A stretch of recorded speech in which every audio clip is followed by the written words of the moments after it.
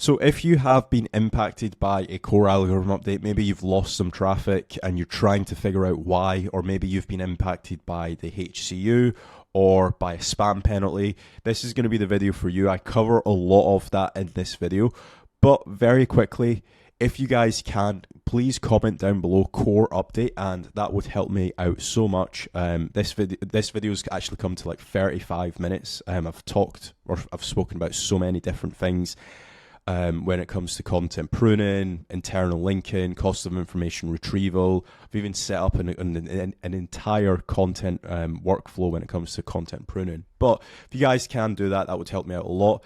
Now, let's get back into the video. So today I'm going to be showing you guys how to recover from a Google algorithm update if you guys have potentially lost traffic after a core update or maybe a HCU update. This is the video for you because I'm going to go down and break down everything that might be causing the actual issue on your website.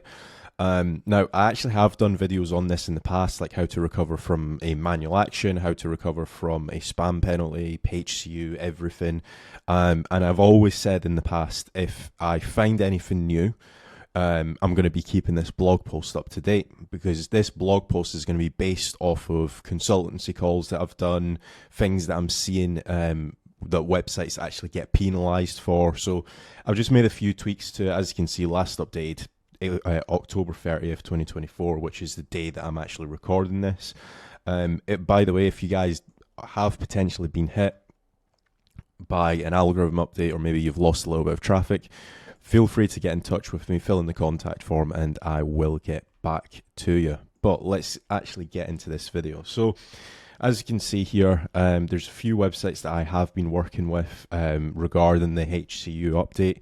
There's a variety of different ways or methodologies to actually recover these websites. So as you can see here, this website got hit back in September 2023, and right now it has recovered, and it's actually got a little bit more traffic than what it actually had to begin with. I'm not going to go fully into this article step by step because you guys can obviously read this yourself, because again, I'm going to assume that you guys know what a core algorithm update is, but if you guys don't, every probably 3 or 4 times a year, Google basically just updates things, and some websites get penalized or some websites go down in rankings. Some websites get awarded a lot more rankings as well. Like, for example, right now Reddit is on a big massive high, and Forbes was on a big massive high, and now Forbes has actually went down with the recent algorithm update.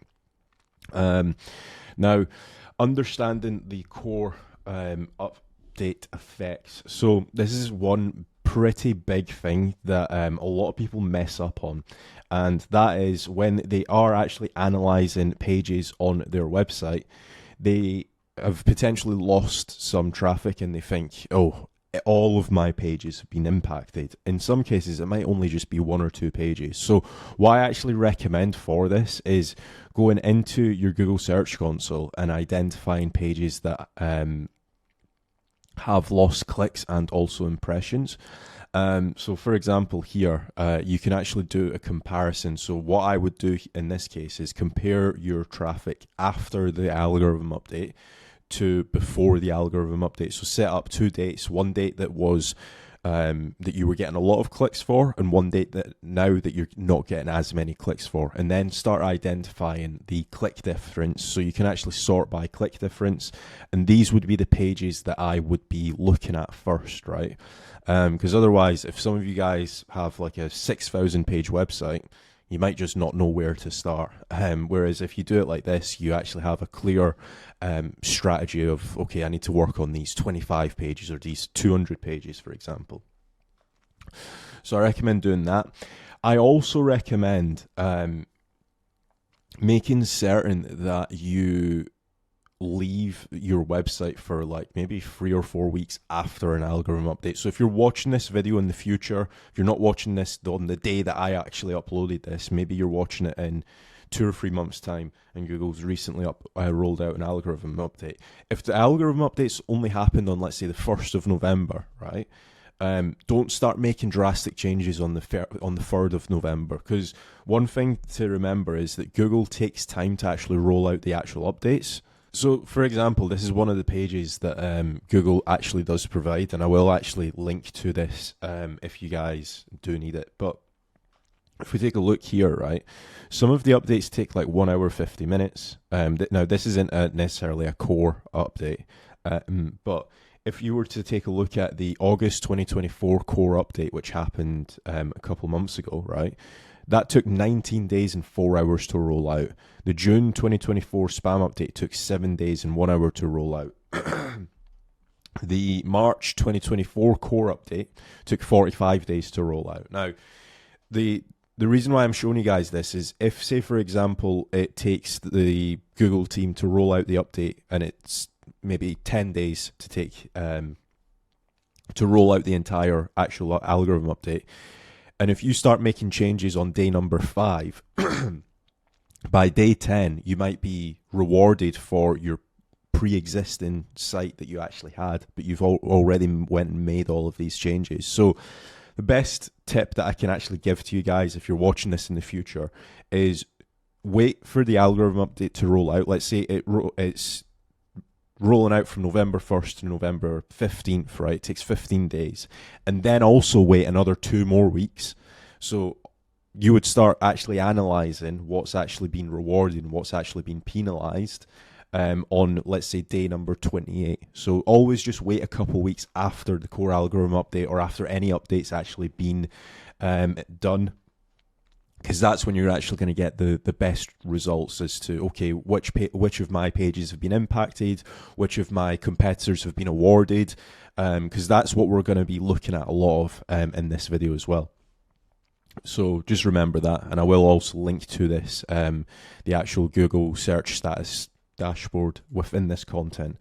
But a few things as well, right? So if we are going to be looking at the pages that have been impacted, I highly recommend using like the Screaming Frog method. And with Screaming Frog, if I actually open this up here, right, you can actually go into configuration, and then if you hover over API access, you can actually API access into your Google Universal Analytics if you guys are still using GA, or if you've got a little bit of data data on GA. Then you've got GA4, and then you've also got Google Search Console. You can also plug in PageSpeed Insights, which isn't like a terrible thing to do. And you can also plug into Ahref, so you can actually see page by page or URLs that have links and don't have links as well. So you can also look at that status as well. And the reason why we're going to be doing this as well is because in some cases, your competitors might have been rewarded for certain keywords, and they might just have more links than you. They might have more internal links to that page. Maybe you've got a few orphan pages. Maybe you've got technical SEO issues. So Screaming Frog will be able to highlight a lot of that for us. And the benefits of actually plugging into GA4 and Google Search Console, which I will get into later on in the video, is because you can actually see how many page sessions a page has had, and you can also see how many clicks and also impressions a page has had from actual Google traffic as well. So why do sites get hit by core updates? Now, this is a variety of different reasons. There's probably actually a few more reasons than just this, but these are probably the main issues that I've seen in the past 12 months. Lack of topical authority, topical dilution, and topical authority is when you don't have enough articles on your website talking about a certain subject, so Google doesn't see you as an authoritative figure in the space. Then you've got topical dilution, which is the opposite, right? Maybe you have expanded your website and now Google just doesn't know what you are or who you are, right? So that's another reason. Then you've got lack of domain authority and also EAT signals, right? So in some cases, I see some websites get, maybe not penalized, might not be the correct word, but they get demoted a couple spots, and the websites that actually take over their spots, they just have way better backlinks. They are mentioned on a lot of other websites. So again, that can definitely be the case. EAT signals I've put in brackets because in some cases, offers of websites get rewarded. And what I mean by that is if you have like a really trustworthy offer, on your website. Maybe you've done a load of podcasts, like what I've done, for example, in the SEO space, right? People listen to what I say, like without sounding like crazy or whatever. But if you've got like an offer that has a good reputation, for example, let's say you're in the gardening space, right? You've went and done a load of podcasts, you've went and done a load of guest posts, and your offer's just been mentioned on other people's websites within the actual industry, right? People will actually look at and see where else that offer's actually been mentioned, and they will read that person's content. So again, I've mentioned that as being lack of domain authority, but again, offer signals is fairly important as well. Then you've got toxic backlinks, which we'll go into in just a second, and that's when you have backlinks that just are causing more harm than actual good. So they might be spam backlinks, they might be guest post farms, they might be bad neighborhoods. We'll go into that in just a second. Then you've got poor internal linking structure. So one very common issue that I see on websites is their internal linking isn't great. They are just solely relying on navbar links or blog rolls and stuff like that, and they're just not contextually internally linking through to their more important pages. So making certain that you're doing that. Then we've got poor technical SEO. So you could have crawl depth issues, you could have bloated website, you can have loads of ads, for example, that may be slowing down your website. So displaying the ads in a better way can definitely help. But let's actually take a look here, right? So finding winners and losers after the core update. So again, what I'll do is I'll increase this image. But if you guys go to Ahrefs Keyword Explorer, put in the keyword that you've potentially lost rankings for, and look at the positioned history section, right? So what I'll do here is if I do best hair straighteners, if I click on search, if I have misspelled hair straighteners. There we go, best hair straighteners. So this is what we're looking at right here, the position history, right? So what we're trying to do is find a commonality of websites that have potentially went up after an algorithm update or potentially that have went down after an algorithm update. So obviously you can see the algorithm updates within the actual chart now as well. So for example, the June 2024 spam update, no websites really got impacted. But recently, if I look at, so for example, this website's kind of done a little bit of a recovery since the March update. So they actually got demoted in the March update, but then they've actually seen a little bit of growth, and now they're position 3. So they've done something right here. That's the Independent. Let's look at Glamour magazine. So again, these guys, they got massively hit in the core update, it looks like, in August 2023, and they've just been on a nosedive, but then they've actually made a good comeback recently, and that's Glamour magazine. So basically what we're trying to do here is find commonalities of websites that have all either went down or potentially went up, and then we're basically going to reverse engineer their SEO strategy, right? So this is what I've done here. So you can also add in your website. So if you don't see your website in the position history, maybe you've dropped down out of the top 10, you can actually also add in your domain there as well.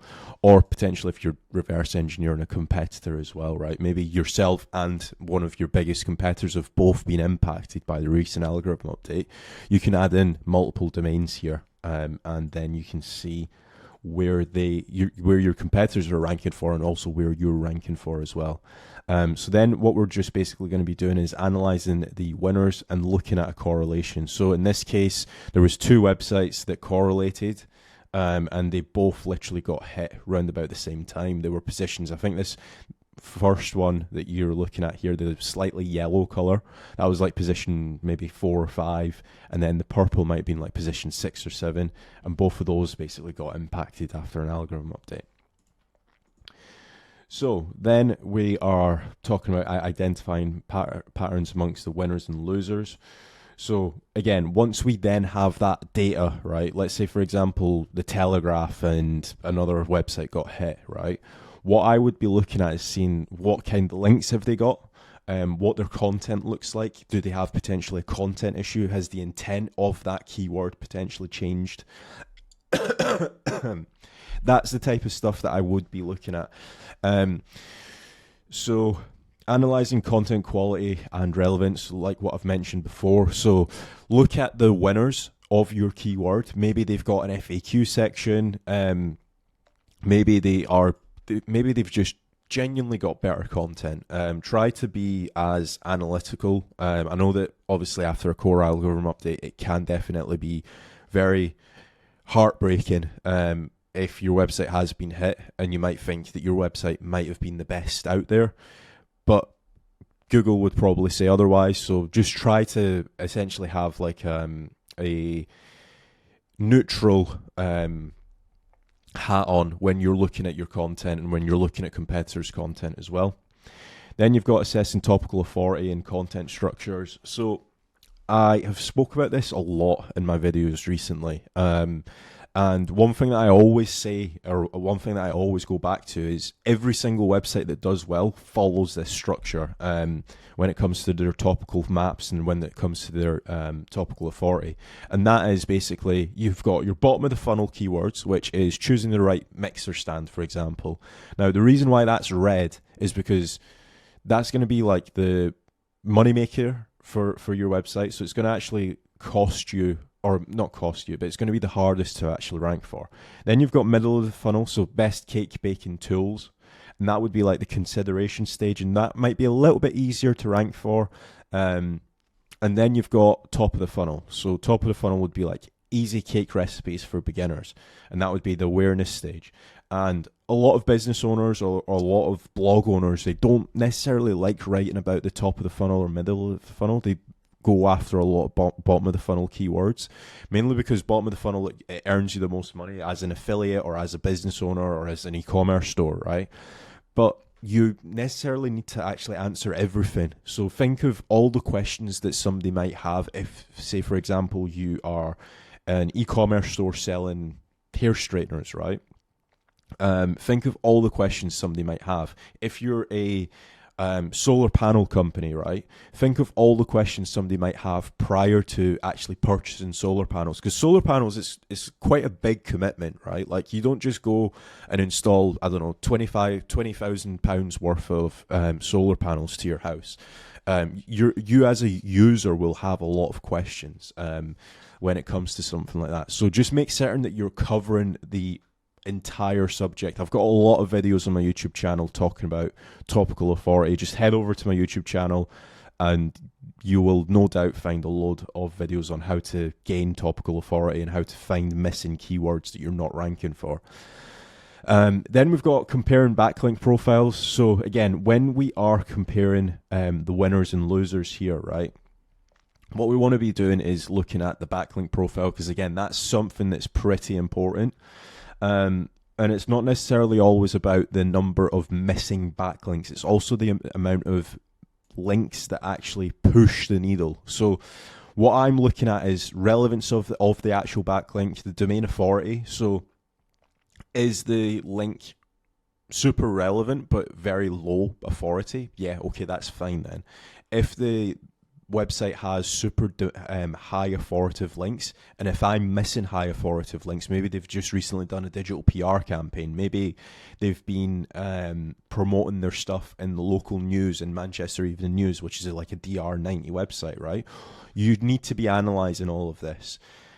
Traffic values, so links that are actually getting real traffic as well. So don't just think that you can get a load of guest posts. You need to be making certain that some of your links are getting some form of traffic, whether it's from a mailing list, whether it's from YouTube, whether it's from whatever the case may be. Link neighborhoods, so making certain that the links that you have, they're not in any bad link neighborhoods. This is very, very important more recently, because a lot of websites that I know of that have been impacted by bad link neighborhoods, they've actually been completely de-indexed. So if you had a load of websites from bad link neighborhoods, maybe go and check to see if your links are still indexed, right? Anchor text, so again, This is one of the biggest reasons why people actually get manual actions. So if you've had a manual action, potentially listen to this section. So anchor text, or the biggest way of doing a negative SEO is by building maybe 10 or 15 links to one of your competitors with the exact match anchor. So make certain that nobody's actually done a negative SEO attack to your website as well. Then you've got link placement. So context matters. In content links are the gold standard way.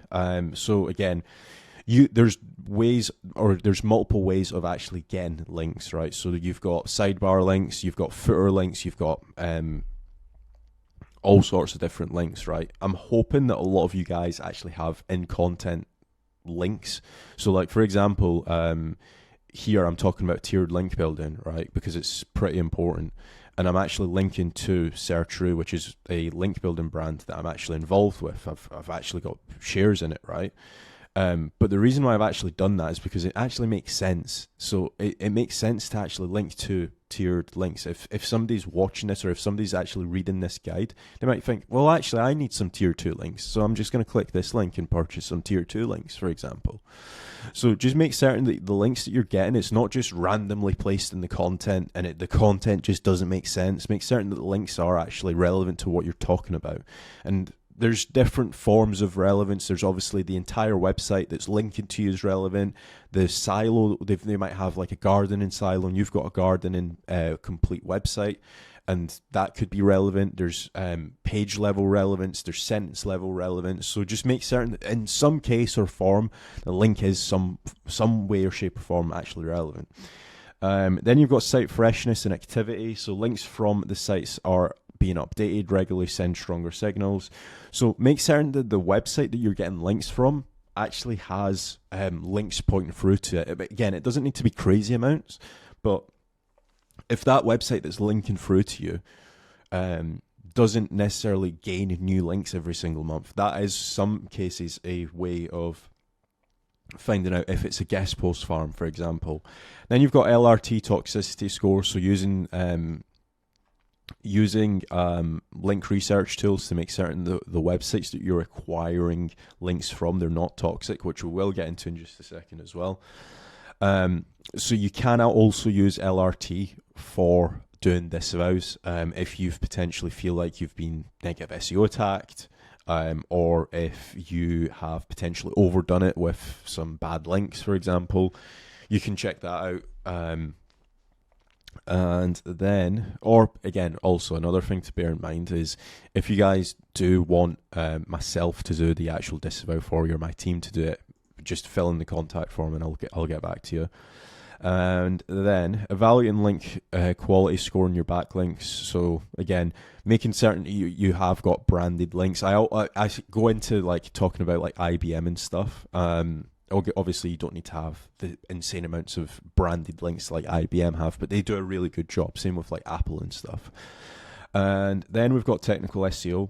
So one thing that a lot of people don't talk about is crawl paths. So what I mean by that is you could have like a 20-page website on your 20 pages on your website, and Google might only be crawling, let's say, 3 of those pages. Now, this is an extreme example, right? But you want to make certain that the 3 pages that Google is crawling, you're actually internally linking through to other pages and trying to get Google to crawl other pages. Like, this is a diagram of what I've actually shown here. Like, a lot of people, they think, okay, I've got good crawl depth, but they don't just look at they never look at the actual Google crawler entry point. And the best way that you can do that is by using a tool called JetOctopus. So again, what I'll do is I'll link to it if I haven't in this article.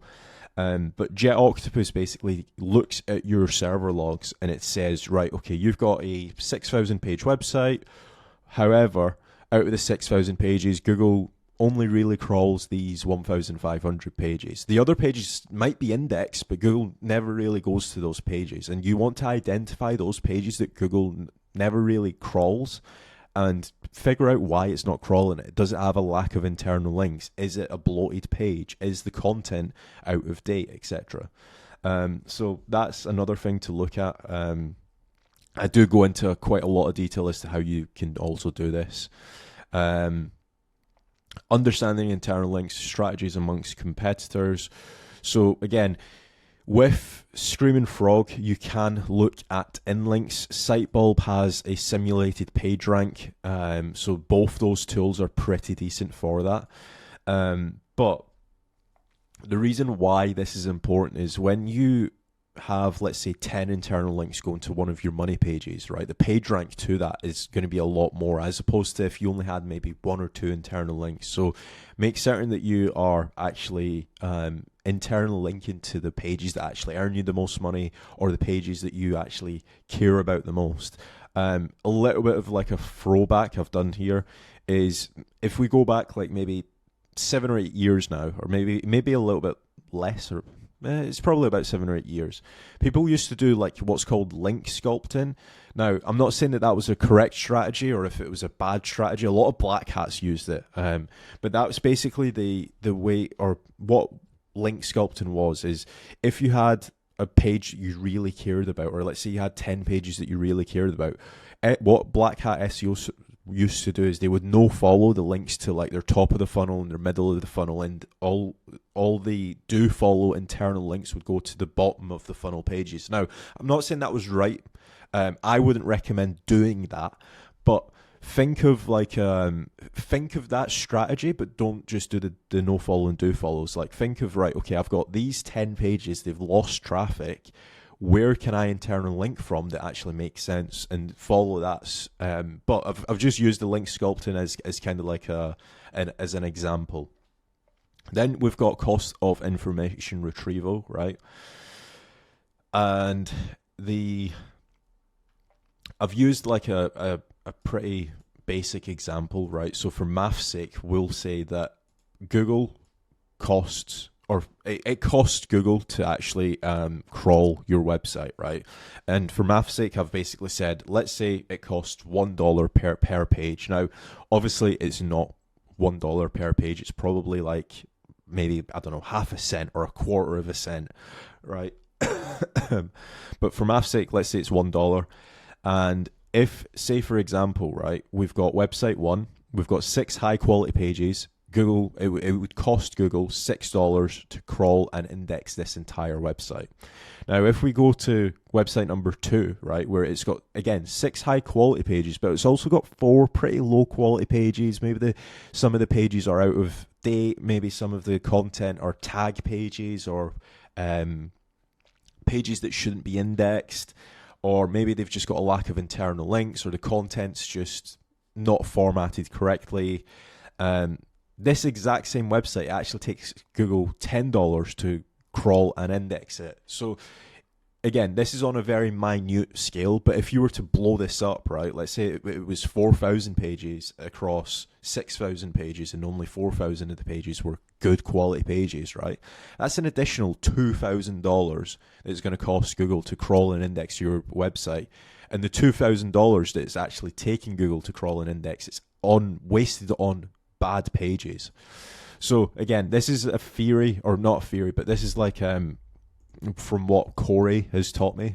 So what is information retrieval? If you guys do want a more in detailed way of actually understanding information retrieval, I highly recommend you guys read this. But that's a very, very dumbed down version of information retrieval, in a well formatted way. I like to think anyway. But again, looking at and identifying those low quality pages, the pages that Google just doesn't like, potentially doing some content pruning, which I will get into in just a second, right? Doing all of that can definitely help your website. So again, we're going into a little bit more detail as to the cost of information retrieval. Then we've got topical coverage versus topical authority, right? So again, what a lot of people do is they spread their topical map too thin, and they start talking about different subjects, right? So for example, one really good scenario that I recently came across was I was working with a law firm, and they had done a page on how much do lawyers earn. Now, how much do lawyers earn? You would think, okay, well, they're a law website, they provide personal injury, they provide divorce law, etc. That could potentially be helping their topical authority.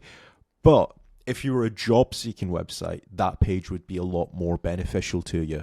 Whereas if you think of the person that is looking for a lawyer, they don't care about how much a lawyer earns. They might care how much a lawyer's fees are, but how much a lawyer earns is something that like potentially a new graduate would actually search, or somebody that's looking to go to university and become a lawyer. That's what somebody would search, but your audience wouldn't search that. So again, make certain that you read this section, especially when it comes to if you're looking at potentially scaling articles on your website. This is pretty important as well.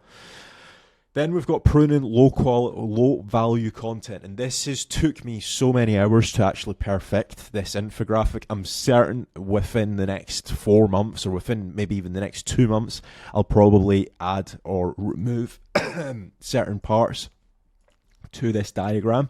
But as of recording this is fairly up to date. Sorry, I am losing my voice. I've had a bit of a cold recently, but this content pruning template is actually come from two people that I speak to fairly regularly.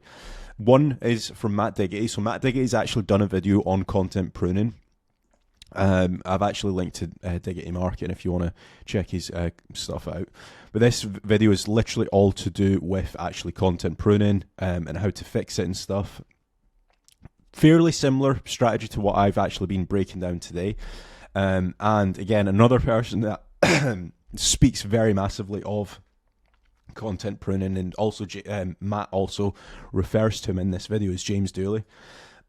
Both of these guys, including myself, we've done a lot of content pruning tests over the past like maybe 12 months now, and we've seen a lot of gains. But you can go wrong very quickly with content pruning, and I'll explain this, right? So a lot of people think, okay, content pruning, I either keep the page or delete the page.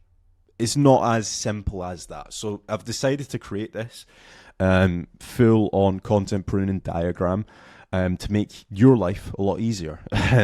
So evaluate the content. Is the content out of date or irrelevant? And if it's a yes, can it be Can it be updated and optimized and made semantically relevant? Yes, okay, then you should optimize the content. If that is a no, then you should actually 301 and redirect it. That's if the page actually has any historical backlinks and stuff like that. And then obviously you can then do a 410 if the answer to that is no. Basically, a 410, just so you guys understand, is the next time Google visits that page, it will basically say to Google, or an error message will actually be displayed to Google, and it's basically saying, stop coming to this URL. You're wasting time and you're wasting budget here, right? And that's basically what a 410 does. But there's all of these ins and there's all of these outs. It kind of reminds me of a little bit like poker, where it's not just like as clear cut as, okay, should I delete the page or should I not delete the page? Like in some cases, there's traffic to a page that's not even from Google. So for example, does it drive traffic from non-SEO sources like social media, email, right? Like a lot of my pages on Casual Dash, they get a lot of traffic from my videos. So would I delete those pages? Definitely not. So these are all things that you should definitely consider when you are looking at doing content pruning. I believe that this is probably one of the most in-depth content pruning workflows. Like I'd love to see somebody else's workflow on this, but this I feel like right now covers a lot of different ins, different outs. So make certain that you actually take a look at this. Again, if you guys are struggling to read this, because I do understand it's a little bit small text, right click on the image and actually click on open image in new tab, and you will be able to actually zoom into it and see it and stuff. So why content pruning matters. So again, like what I was saying before, you could definitely be wasting Google's crawl budget, and then ongoing help. So That's actually been the entire steps as to why a website might get penalized by a core algorithm update. If you guys have enjoyed this video, please remember to leave a like. And as always, if you guys do want a strategy call with myself, or maybe you've been impacted, make certain to check out the actual contact page on casualdash.com. Fill in the contact form and I will get back to you. And please remember to leave a like, and if you've also enjoyed my content, feel free to subscribe. Thank you.